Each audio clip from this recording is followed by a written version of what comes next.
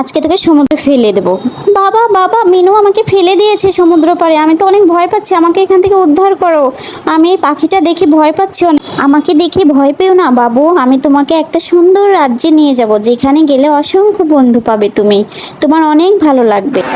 কি মজা, টমিকে ফেলে দিয়ে আমি এখন মা বাবার কাছে কতই না ভালোবাসা পাচ্ছি, অনেক সুন্দর, দারুণ লাগছে আমার কাছে। ওয়াও, আমার অনেক ভালো লাগছে, আমি কতগুলো বন্ধু পেয়েছি। ঈগল মামা আমাকে কোথায় নিয়ে আসলো, এ তো একদম রাজ্যের দেশে।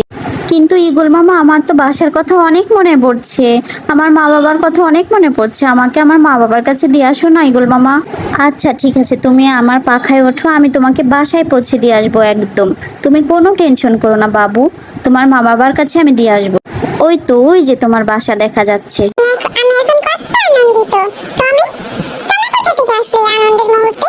তোমাকে তো আমি সেই সমুদ্রে ফেলে দিয়েছিলাম।